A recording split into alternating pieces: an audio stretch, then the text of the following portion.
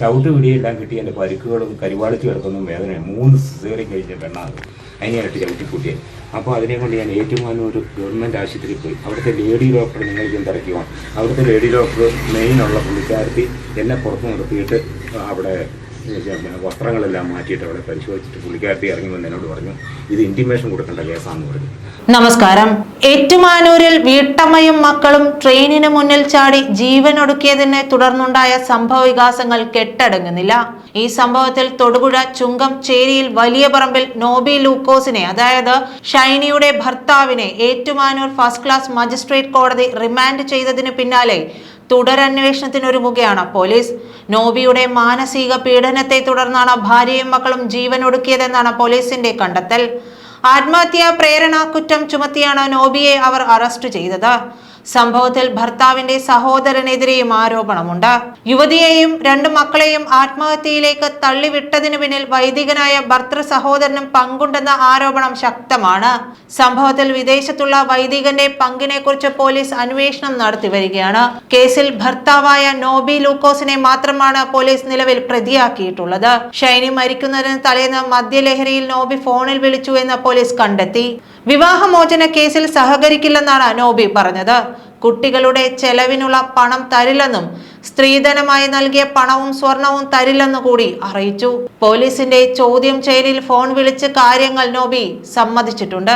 നോബിക്കെതിരെയുള്ള ഗാർഹിക പീഡന കേസ് കൂടി എടുക്കുമെന്ന് പോലീസ് അറിയിച്ചു. വലിയ മാനസിക സമ്മർദ്ദത്തിലാണെന്നും ജോലിക്ക് വേണ്ടി മുട്ടാത്ത വാതിലുകളിലെന്നും കൂട്ടുകാരിയോട് ഷൈനി പറയുന്ന ശബ്ദ സന്ദേശം പുറത്തു വന്നിരുന്നു.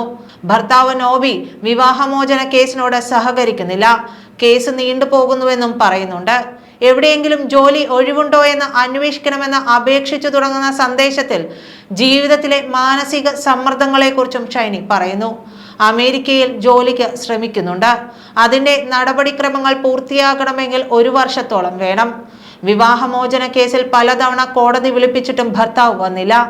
കഴിഞ്ഞ മാസം 17-ന് ഹിയറിംഗ് ഉണ്ടായിരുന്നു. നാട്ടിലുണ്ടായിട്ട് പോലും ഹാജരായില്ല. ഇതൊക്കെ എവിടെ ചെന്ന് അവസാനിക്കുമെന്നറിയില്ല. ഇങ്ങനെയാണ് ഷൈനിയുടെ സംഭാഷണം. ആത്മഹത്യയ്ക്ക് മുമ്പും നോബിയും ഷൈനിയും ഫോണിൽ സംസാരിച്ചിട്ടുണ്ട് എന്നത് തന്നെയാണ് സൂചനകൾ. ആത്മഹത്യ ചെയ്യുന്നതിന് ആഴ്ചകൾക്ക് മുമ്പ് ഷൈനി സുഹൃത്തിനയച്ച സന്ദേശമാണ് പുറത്തു വന്നത്. നോബിയുടെ ഭാര്യയും ഏറ്റുമാനൂർ പാറോലിക്കൽ സ്വദേശിനിയുമായ ഷൈനി മക്കളായ അലീന, ഇവാന എന്നിവർ കഴിഞ്ഞ വെള്ളിയാഴ്ചയാണ് ജീവനൊടുക്കിയത്. അന്ന് പുലർച്ചെ നോബി ഭാര്യയെ വിളിച്ച് മാനസികമായി പീഡിപ്പിച്ചെന്ന് പോലീസ് പറയുന്നു. ഭാര്യയ്ക്ക് ചില വാട്സാപ്പ് സന്ദേശങ്ങൾ അയച്ചതായി നോബി പോലീസിനോട് സമ്മതിച്ചു കഴിഞ്ഞു. ഡിലീറ്റ് ചെയ്ത ഈ സന്ദേശങ്ങൾ വീണ്ടെടുക്കാനാണ് പോലീസിന്റെ ശ്രമം. ഷൈനിയുടെ മൊബൈൽ ഫോണും പോലീസ് ശാസ്ത്രീയ പരിശോധനയ്ക്ക് അയച്ചു. ആത്മഹത്യയ്ക്ക് പിന്നിൽ മറ്റാർക്കെങ്കിലും പങ്കുണ്ടോ എന്നും അന്വേഷിക്കുമെന്ന് Ettumanoor police SHO AS Ansal പറഞ്ഞു. ഷൈനിയും മക്കളും കടുത്ത ശാരീരിക പീഡനം ഏറ്റിരുന്നതായി നോബിക്കെതിരെ ഷൈനിയുടെ മാതാപിതാക്കളും മൊഴി നൽകിയിട്ടുണ്ട്. ദമ്പതികളുടെ വിവാഹമോചന കേസ് ഏറ്റുമാനൂർ കുടുംബ കോടതിയിൽ നിലനിൽക്കുകയാണ്. പലതവണ ആവശ്യപ്പെട്ടിട്ടും നോബി കോടതിയിൽ ഹാജരായതുമില്ല. സംഭവത്തിന്റെ തലേ ദിവസവും ഷൈനിയെ വിളിച്ചിരുന്നെന്നും വാട്സാപ്പ് സന്ദേശം അയച്ചെന്നും നോബി പോലീസിനോട് പറഞ്ഞു. ജോലിക്ക് ഇറാഖിലേക്ക് പോകാനായി വിമാനത്താവളത്തിൽ ഇരിക്കുമ്പോൾ പുലർച്ചെ 1 മണിക്കാണ് ഷൈനിയെ വിളിച്ചത്. അന്ന് പുലർച്ചെ 5:25-നാണ് ഷൈനിയും മക്കളും ജീവനൊടുക്കിയത്. ഫോൺ വിളികൾ ആത്മഹത്യക്ക് പ്രേരണയായോ എന്നും പോലീസ് പരിശോധിക്കും. നോബിയുടെയും ഷൈനിയുടെയും വീട്ടിൽ കുടുംബ പ്രശ്നങ്ങൾ ഉണ്ടായിരുന്നതായി പഞ്ചായത്ത് പ്രസിഡന്റായ KK തോമസും വെളിപ്പെടുത്തി. നോബി 3 മാസം ജോലി കഴിഞ്ഞാൽ 3 മാസം അവധിക്ക് വരും. കുടുംബ പ്രശ്നങ്ങൾ ഉണ്ടായിരുന്നതായി പറഞ്ഞു കേട്ടിരുന്നു. ഷൈനി സ്വന്തം വീട്ടിലേക്ക് പോയി 2-ാം ദിവസമാണ് കുടുംബശ്രീ വഴി ഇതെല്ലാം അറിയുന്നത്. അപ്പോൾ ഷൈനിയെ വിളിച്ചു ചോദിച്ചു. എനിക്കൊരു ജോലി വേണമെന്നാണ് ഷൈനി പറഞ്ഞത്. ജോലിയിൽ 12 വർഷത്തെ ഇടവേള വന്നതിനാൽ അതിനായി ഒരു സർട്ടിഫിക്കറ്റ് വേണമെന്ന് ആവശ്യപ്പെട്ടിരുന്നു. അവിടെ പാലിയേറ്റീവിൽ ഷൈനി പലതവണ വരാറുണ്ട്. അതിന്റെ പ്രവൃത്തി പരിചയ സർട്ടിഫിക്കറ്റ് നൽകാമെന്ന് പറഞ്ഞു. അത് നൽകി.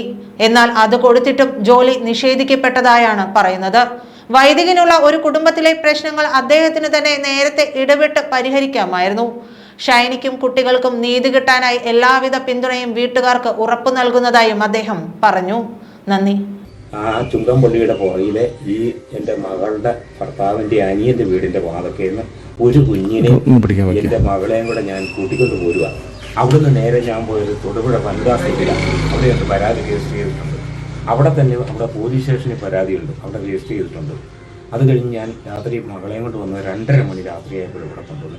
പിറ്റേ ദിവസം രാവിലെ ഈ ചവിട്ടുപിടിയെല്ലാം കിട്ടി എൻ്റെ പരിക്കുകളും കരിവാളിച്ച് കിടക്കുന്നതും വേദനയും 3 സിസേറിയൻ കഴിഞ്ഞ പെണ്ണാണ് അതിനെയായിട്ട് ചവിട്ടിക്കൂട്ടിയത്. അപ്പോൾ അതിനെ കൊണ്ട് ഞാൻ ഏറ്റുമാനൂർ ഗവൺമെൻറ് ആശുപത്രിയിൽ പോയി. അവിടുത്തെ ലേഡി ഡോക്ടർ നിങ്ങൾക്ക് തിരക്കുവാണ്.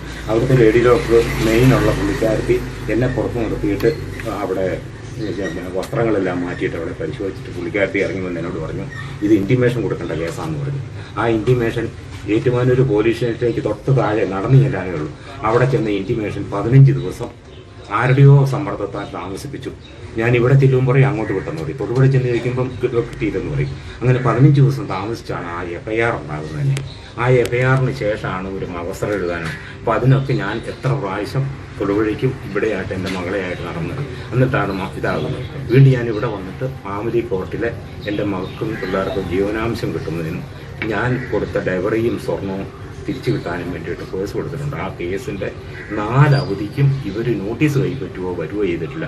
4ാമത്തെ അവധിക്ക് ഈ എൻ്റെ മകളുടെ ഭർത്താവ് സ്ഥലത്തുണ്ടായിരുന്നു, എന്നിട്ട് പോലും വന്നില്ല. അതിലെല്ലാം ഒത്തിരി. എന്നിട്ട് അവൾ കൂട്ടുകാരോടൊക്കെ പറഞ്ഞിട്ടുണ്ടെന്ന് പറഞ്ഞു, ഇതൊന്നും ഒരു കാലത്തും തീരിയല്ല, എനിക്ക് പണിയും കിട്ടിയല്ല, എൻ്റെ കാര്യമില്ല. വേറെ അവൾ എന്നിട്ട് എൻ്റെ മക്കളൊക്കെ 1 ലക്ഷം രൂപ ഫീസ് വരെ അടച്ചിട്ടുള്ള N+6 പരീക്ഷ എഴുതാൻ.